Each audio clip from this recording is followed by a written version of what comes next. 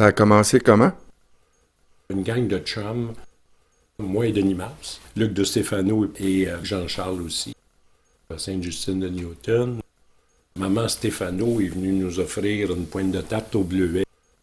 On a fait une discussion un peu à bâton rompu, ce que ça pourrait être, qui on pourrait contacter. On a aussi regardé un peu comment ça pourrait fonctionner au niveau des règlements, puis qui pourrait être là, qui ferait quoi. Il avait été décidé à ce moment-là que les membres qui étaient là avaient par obligation, il y avait l'obligation de fournir une fois par année une communication tout à fait originale, mais qui se donnait sous forme soit d'un document ou encore d'une conférence qui serait ouverte au public. Finalement, quel nom vous avez décidé de lui donner? L'Académie québécoise d'études philatéliques.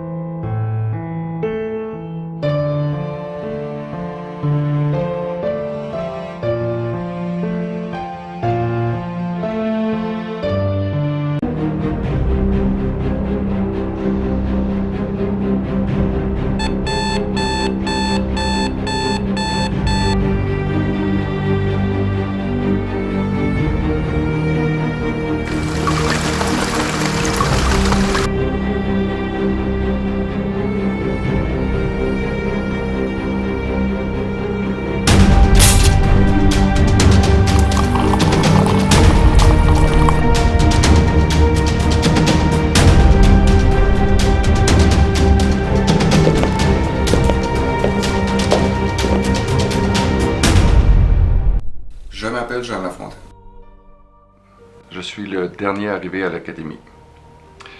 Il n'y a pas eu de nouveaux membres depuis 5 ans. Et c'est un grand honneur d'être accepté dans un groupe d'élite.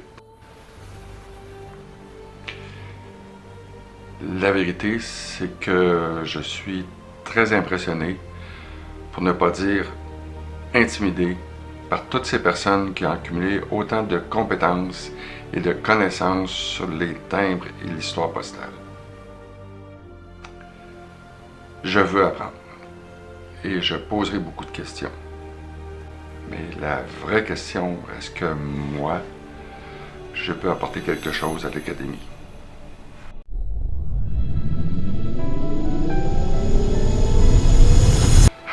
Luc de Stefano, ça me fait un peu drôle de partager une pointe de tarte au bleuet avec l'homme qui était là à la première rencontre des 4, qui a préparé la rencontre officielle, la fondation de l'Académie.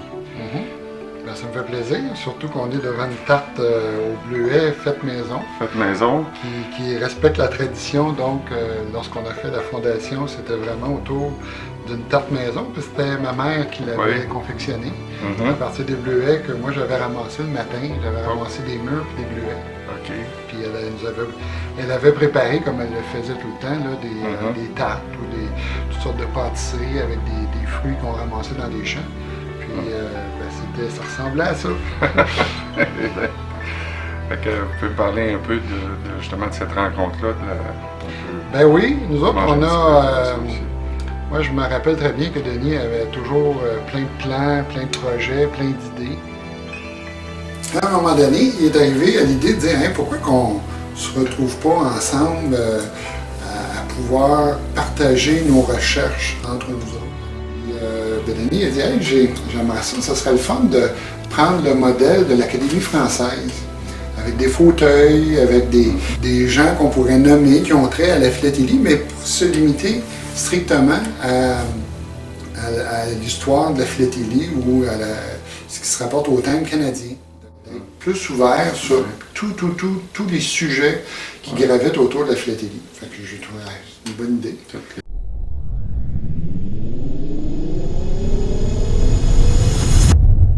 La première réunion officielle a eu lieu en 82 au cœur du Faubourg. Ce qui avait été convenu, par contre, c'est que dans chaque réunion, il y aurait obligatoirement 2 parties. La première partie serait l'échange d'informations au public, que ce soit par conférence ou par lancement ou quelque chose comme ça. Et la deuxième partie, on se rencontrait dans un restaurant pour manger tout le monde ensemble puis parler de thème. Il n'y avait pas de thème comme tel là. On disait toujours on est le cercle philatélique qui n'a pas de thème. Mais c'était tous des gens qui étaient philatélistes. D'ailleurs, Denis Mars ne collectionnait pas vraiment les thèmes. Il n'a jamais vraiment collectionné les thèmes, mais c'était un philatéliste chevronné. Que c'était un petit peu ça les débuts. Ben moi, ce qui a commencé, c'est que c'est Denis Mars, à un moment donné. Au départ, là, c'était plus une rencontre d'une douzaine de personnes qui aimaient bien gros parler de thèmes puis de tout ça, qui était un peu plus avancé que d'autres, j'imagine, en philatélie. Là, c'était plus juste la collection de thèmes, mais qui avait des intérêts plus poussés pour la question philatélique. Alors, sans le savoir, il m'a fait passer un petit test. Et là, il m'a parlé de me rencontrer pour parler de thème. Et bon, de fil en aiguille, j'ai appris qu'il me recrutait pour l'Académie. Ça s'est fait comme ça. C'était Jean Lafortier. En 1987, c'est bien longtemps.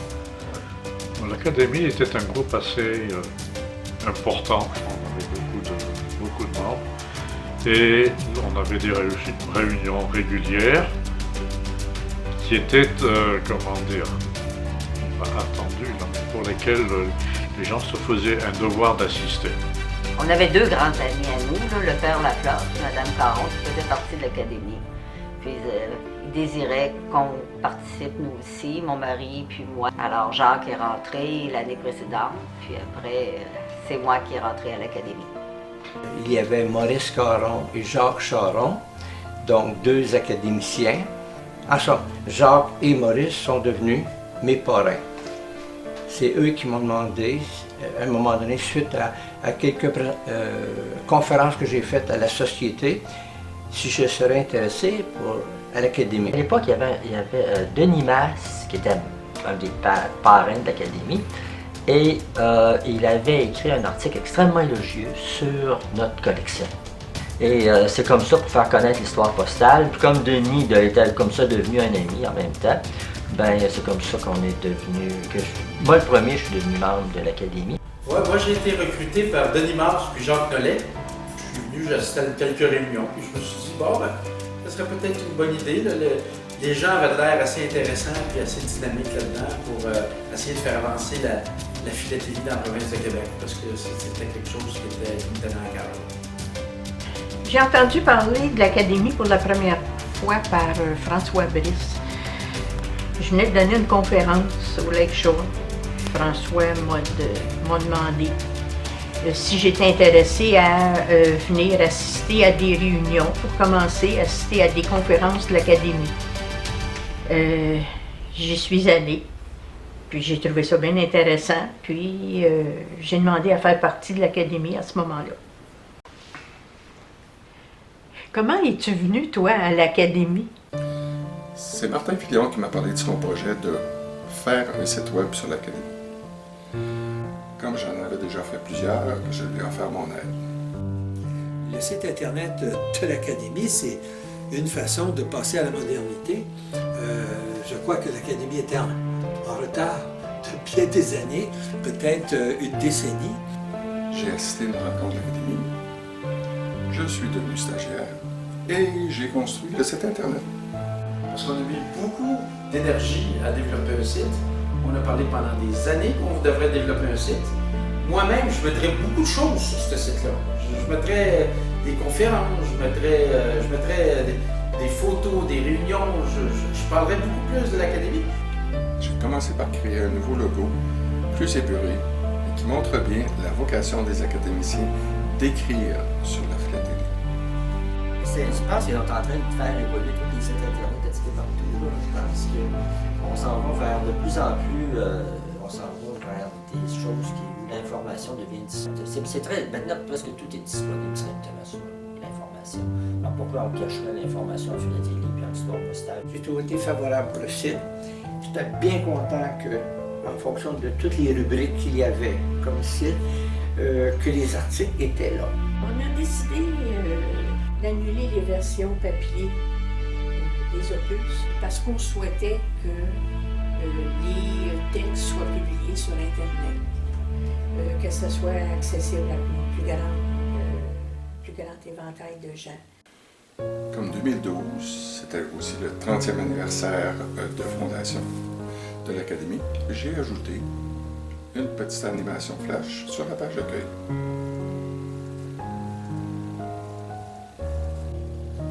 Ensuite, j'ai travaillé très fort pour préparer ma conférence d'introduction. Le sujet, les timbres historiques de la Société Saint-Jean-Baptiste. Et c'est là que j'ai gagné mon fauteuil à l'Académie.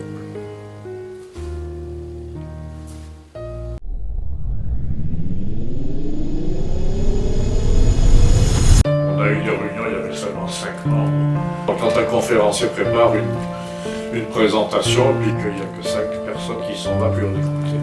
C'est ça un des problèmes des conférences. Si tu travailles un mois et demi sur un sujet, tu te présentes, tu as 3-4 personnes qui sont là. François, est-ce qu'il y a vraiment des problèmes d'auditoire à l'Académie? Il y a un problème d'auditoire, oui, c'est certain. On voit que certaines conférences sont plus... La participation, disons, ou la tendance à certaines conférences est plus élevée que d'autres. Moi, je veux dire, si je prépare une conférence, puis ma conférence, j'ai pris une semaine à la préparer. À un moment donné, tu te présentes, puis il y a 4 personnes, puis il y a un invité dans le local. Bon, bien, on va la donner pareil, parce qu'il faut que tu respectes les gens qui se sont déplacés. Je voudrais commencer peut-être par les membres de l'Académie eux-mêmes qui devraient se faire un devoir d'aller écouter les conférences des confrères.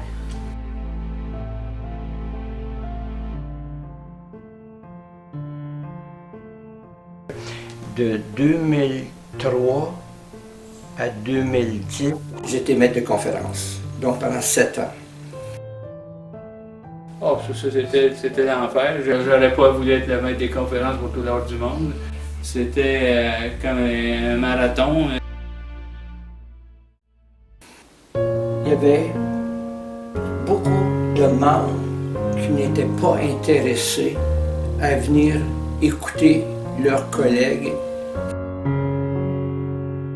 Ah oui, ça fait partie du déclin général, le fait que l'auditoire devient de plus en plus rare.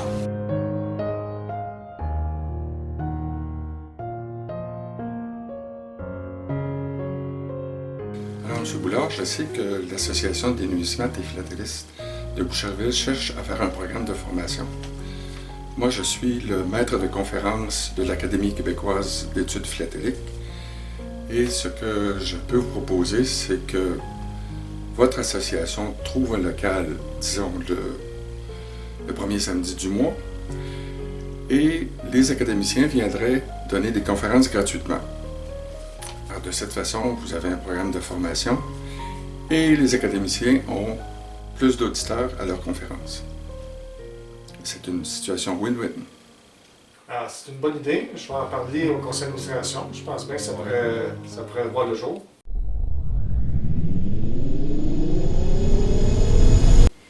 Et puis pour moi, c'était vraiment un privilège de faire partie de l'Académie.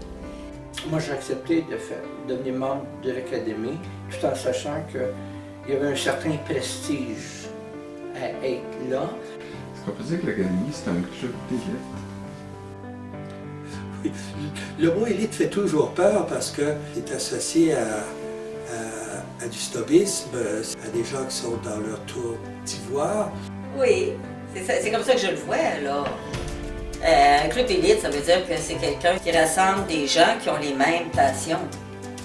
Oui, il ne voulait pas ça, Denis. Il ne voulait pas que ce soit considéré comme une élite, mais il voulait que ce soit fermé, il ne voulait pas que ce soit ouvert.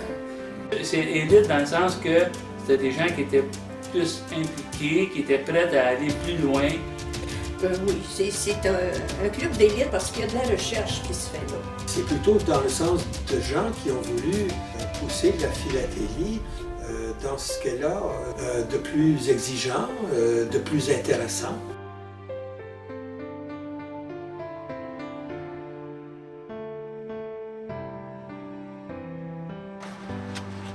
Charles Gratton, Simon Morin, la même année, sur Brice l'Académie.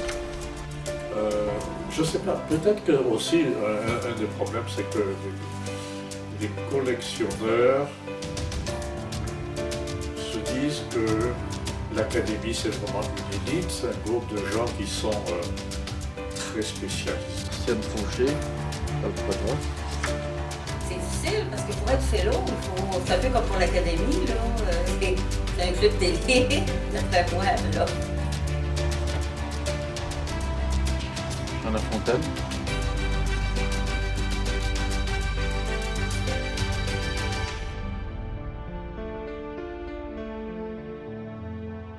Quand j'ai été nommé fellow, on était 4 Québécois, 4 ou 5 Québécois, là, fellow de la Royale.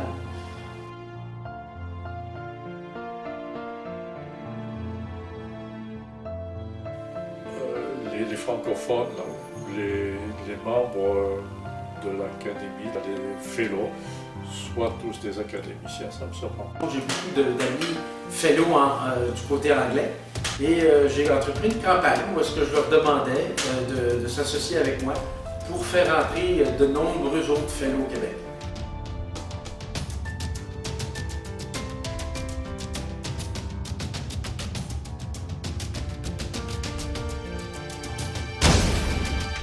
Alors, je pense que les Québécois, dans les années à venir, vont être capables d'avoir une bonne représentation au sein des fellows de la Royale.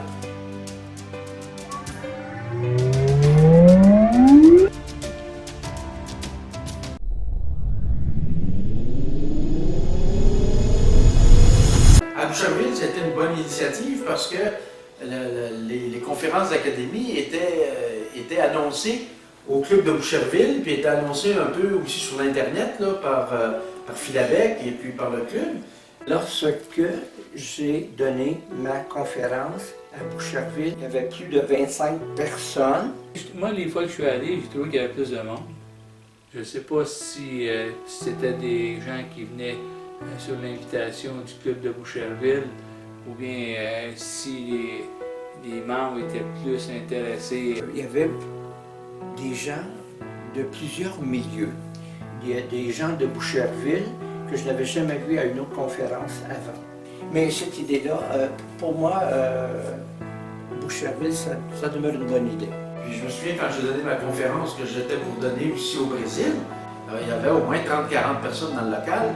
Ça, c'est agréable. Tu sais, tu dis, bon, ben, les gens viennent, ils t'écoutent, ils posent des questions, ils sont intéressés, ils savent qu'il se passe des choses au Québec, que les gens font avancer la science philatélique.